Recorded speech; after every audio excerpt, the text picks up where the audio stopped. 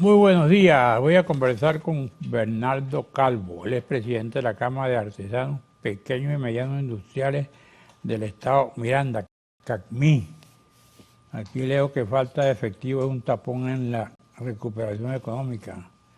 ¿Es cierto eso? ¿Hay falta de efectivo? Bueno, efectivo sí. Y Ante todo, gracias por la invitación. eso afecta a la situación económica. Sí, porque en épocas cuando el bolívar circulaba en grandes cantidades, con abundancia, en efectivo, las transacciones económicas no dependían de que hubiera, por ejemplo, electricidad, telecomunicaciones, punto de venta, y menos ahora que cuando tú entregas tu tarjeta de débito, te están preguntando la clave y la dices en, ¿cómo se llama?, a voz populi. Todo el mundo se entera. En cambio, el efectivo son transacciones mucho más rápidas.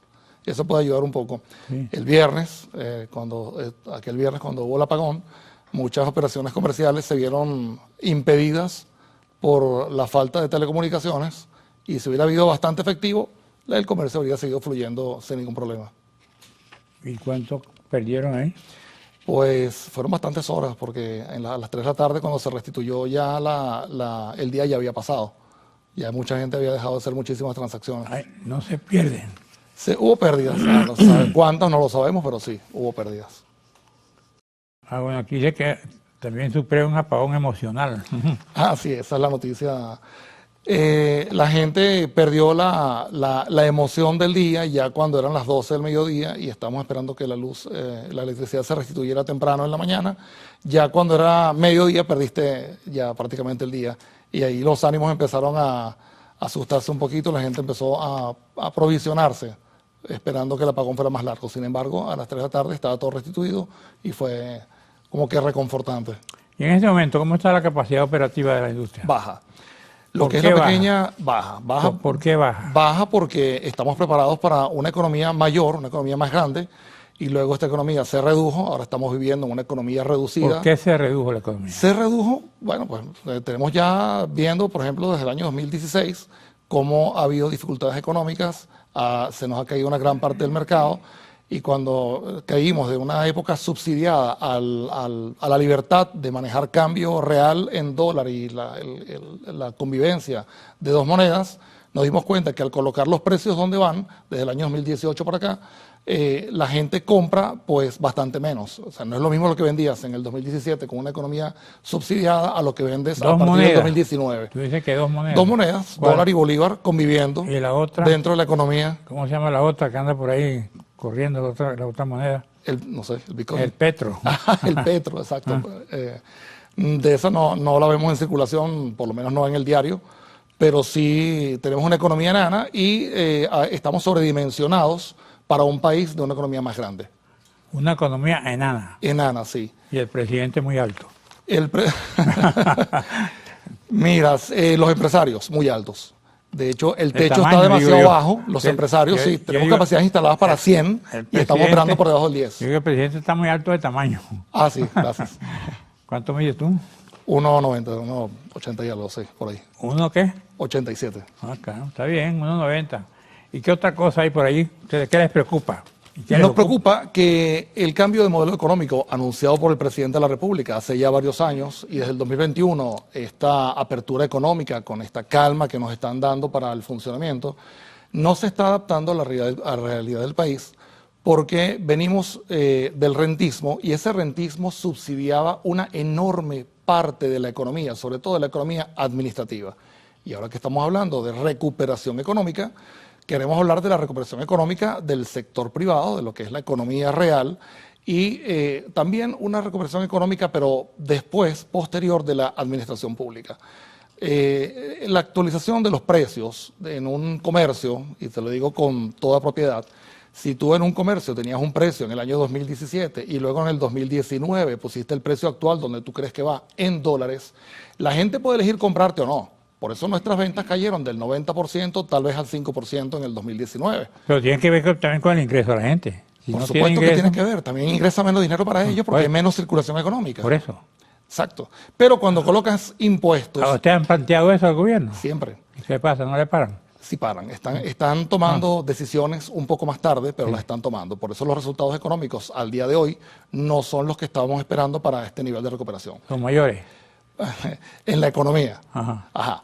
¿Qué es lo que nosotros estamos pidiendo? Si nosotros queremos actualizar, por ejemplo, los precios de los impuestos, eso nos coloca en franca dificultad porque si yo coloco un precio, un producto que antes lo vendían 2, ahora lo vendo en 10, la gente elige no comprarlo y no pasa nada, pero un impuesto sí. Cuando me subes la alícuota de un impuesto y me quieres obligar a pagarte ese impuesto, ahí me pones en aprietos porque es algo Eso obligatorio. es lo que llaman la carga tributaria. Exacto. Y esa carga tributaria no solamente está siendo muy elevada y muy pesada para la pequeña economía y los pequeños salarios que están circulando en Venezuela, sino que nosotros no tenemos grandes ventas ni grandes márgenes. Ahora, Calvo, cuando ustedes hablan con el gobierno o con un representante del gobierno, ¿qué les dicen ellos? ¿Qué les prometen? Carga tributaria y carga administrativa. Es equivocado pensar que desde el año 2021 para acá, a medida que va recuperándose muy lentamente la economía, puedes insertar mayores cargas económicas, mayores cargas tributarias. Pero el gobierno no en la piensa población. rectificar eso. Creo que sí lo quiere rectificar, pero no ha hecho lo suficiente. O tiene que hacer un sacrificio con mucho mayor velocidad. Por ejemplo, la ley de armonización de las potestades económicas de los municipios. Eso es un gran paso, pero no es una solución directa. La ley puso unos límites en 3% para los impuestos municipales, cuando el impuesto tradicionalmente siempre ha sido del 0,1%. Imagínate tú, es como ir del 1 al 30.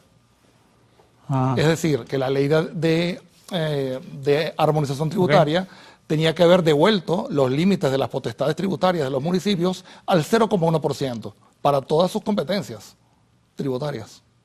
o sea que los empresarios en este momento se la están viendo verde, como dicen. Estamos en pagando criollo. casi el 55% Se la de los están yendo impuestos. verde en un gobierno maduro, como dicen.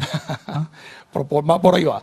Nos estamos pagando el 55% de nuestros impuestos, con la poca actividad económica que hay, se lo está llevando la alcaldía. Y el otro 45% se está yendo a la administración pública nacional. Es decir, la mayor parte de nuestros Ustedes impuestos caen en la pagan alcaldía. impuestos a la alcaldía, A nada la más. alcaldía directamente. Solo a la alcaldía. No, pagamos a la alcaldía. Al impuesto pagamos sobre la al- renta. No, los impuestos a la Al actividad CENIAT, económica. Al CENIAT. Al CENIAT es nacional, a las alcaldías son a las Por direcciones de eso. administración tributaria de Pero los también municipios. pagan al CENIAT. Le pagamos a los dos. Ah. Es decir, yo tengo, por ejemplo, de la administración pública, dentro de un comercio, tengo tal vez 40 acreedores con competencias tributarias para cobrarme impuestos y posiblemente solamente me quedan 10 clientes.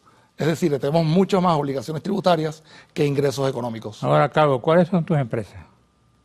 Las ¿A qué industrias. te dedicas? Sí, los afiliados nosotros somos No, una en el cámara caso regional. tuyo personal. Ah, bueno, plástico, químico, textil.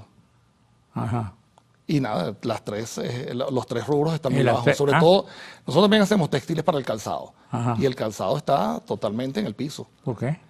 Bueno, una serie desde hace más de 15, 20 años, ya los presidentes anteriores de las cámaras de calzado lo habían dicho, hay una competencia desleal con la importación que ha debilitado muchísimo a la industria nacional y la cadena de producción y comercialización dentro de Venezuela importando incrementa zapatos. demasiado los Están precios importando y no zapatos. somos competitivos. Sí, ¿Importan señor. zapatos? Están importando ¿Esos zapatos. zapatos son importados?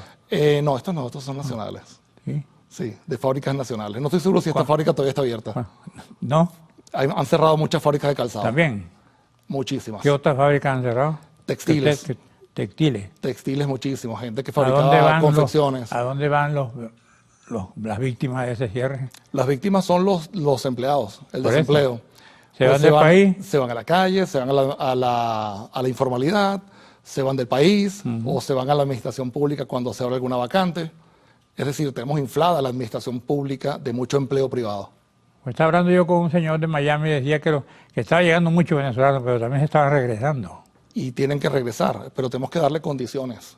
Si, por ejemplo, quisiéramos reducir un poquito el tamaño del Estado, ¿Cuáles serían esas condiciones? para reducir el tamaño del Estado, quisiéramos que, por ejemplo, 3, 4 millones de empleados públicos pudieran regresar al sector privado. Tienes que darle facilidades para que ellos puedan montar su negocio Y el sector a capa- los y existentes el sector facilidades privado para que ti- hagan empleo. El sector privado tiene capacidad para absorber esos empleos públicos. El sector privado tiene la capacidad de absorberlos, pero tienes que darle un relajamiento a las dificultades de la carga administrativa y de la carga tributaria.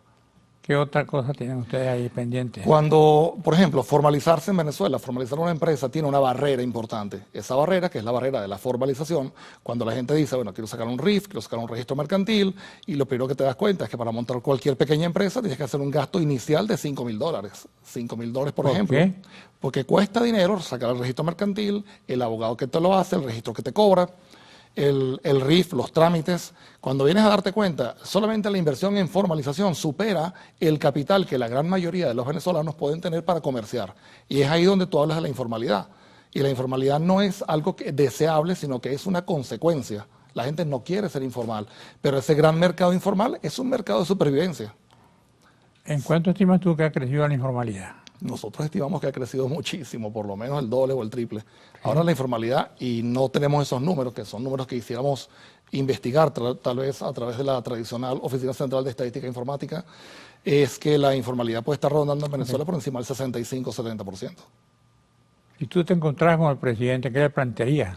Le diría que tiene que facilitarle al sector privado el funcionamiento. Le diría, tienes que dejar que la gente se formalice, reducir la carga administrativa. No puedes permitir que un empresario, en lugar de producir y vender, esté 2 o 3 días a la semana tratando de darle cumplimiento a una enorme cantidad de normativas, porque si no, las multas son confiscatorias. Y en la Asamblea no hay unas leyes que están preparando en función del empresario. Hay una ley de simplificación de los impuestos, pero también habla muchísimo de sanciones. Cuando tenemos un problema estructural tributario en Venezuela, que debería resolverse con una gran reforma tributaria nacional, donde las competencias municipales de los municipios, de los estados y de las competencias nacionales tuvieran algo de coordinación general, que sería la verdadera ley de armonización nacional de los impuestos, donde tú o sea, tú como empresario deberías pagar los impuestos en una sola oficina y no tener que atender separadamente a 40 instituciones que tienen todas capacidades sancionatorias en tu contra.